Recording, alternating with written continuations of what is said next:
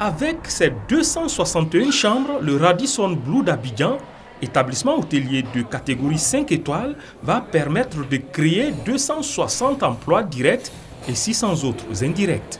Situé à 500 mètres de l'aéroport international Félix Houphouët-Boigny, ce joyau architectural est l'œuvre de l'homme d'affaires ivoiro-malien Komé Cissé.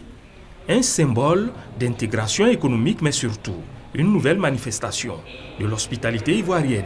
Je voudrais remercier cette nation et ce grand peuple, seul capable de donner sa chance à n'importe quelle personne venant de partout dans le monde.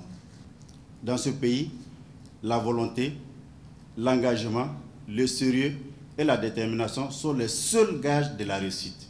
Montant de l'investissement, 60 milliards de francs CFA. La Côte d'Ivoire, désignée pays le plus attractif de l'Afrique subsaharienne, voit son futur touristique en rose. L'avenir s'annonce prometteur.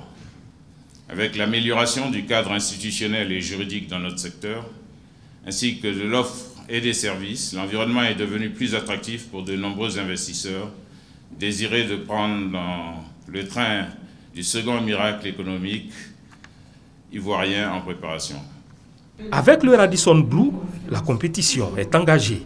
D'ici la fin de l'année, de nombreux projets sortiront de terre dans le district d'Abidjan et à l'intérieur du pays, venant confirmer le dynamisme du partenariat public-privé dans le secteur du tourisme et de l'hôtellerie. Afin d'accroître l'offre touristique, renforcer les capacités des acteurs du secteur du tourisme et faire en sorte que le Fonds de développement du tourisme puisse avoir un accès de plus en plus facile pour les opérateurs de ce secteur.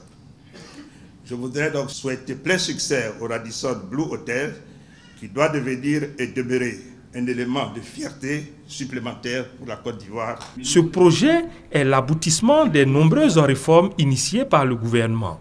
Des réformes qui ont aujourd'hui permis d'améliorer la contribution du secteur touristique au produit intérieur brut PIB, qui est passé de 1,6% en 2012 à 4,8% en 2014, avant de se maintenir au même niveau en 2015.